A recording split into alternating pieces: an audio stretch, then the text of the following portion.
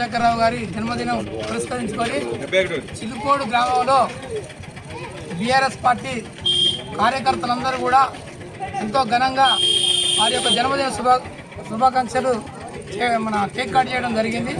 అదేవిధంగా నిజంగా కూడా చెప్పాలంటే తెలంగాణ ఏర్పడిన తర్వాత చంద్రశేఖరరావు గారు ముఖ్యమంత్రిగా ఉండి పేద ప్రజలకు మన ముఖ్యంగా రైతులకి ఆయన చేసిన సేవలు చిరస్మరణీయం.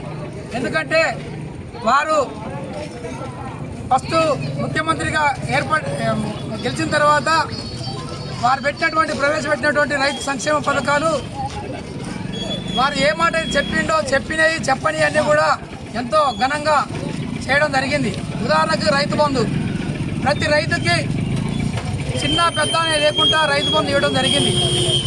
ప్రతి మహిళకు కూడా పెళ్ళి అయితే కళ్యాణ లక్ష్మిగా 1,116 రూపాయలు ఇవ్వడం జరిగింది. ఆయన ఏం చెప్పినా కానీ తూచా తప్పకుండా చేయడం జరిగింది. వారు ఇంకా 100 సంవత్సరాలు మంచిగా బతికి తెలంగాణకి సుపరిపాలన అందియాలని కాబోయే ముఖ్యమంత్రి కూడా కల్వకుంట్ల చంద్రశేఖరరావు గారే. ఇంకొక విషయం మీకు చెప్తున్నా, ఇప్పుడు రైతులకి రుణమాఫీ రావట్లేదు, రైతు బంధు రావట్లేదు, 2,000 రూపాయలు పింఛనే, తులం బంగారం లేదు. ఇప్పుడు రైతులకి యాసంగి పొలాలకి నీరు కూడా లేదు.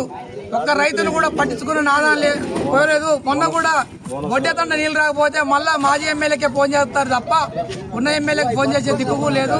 దయచేసి ప్రజలారా అర్థం చేసుకోండి. ఒక సంవత్సరంలో 10 సంవత్సరాల పాలన కనపడ్డది.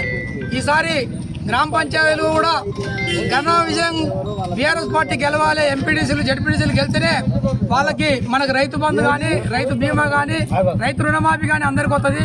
10 మందికి ఇస్తే 15 మందికి రాలేదు రైతు రుణమాఫీ.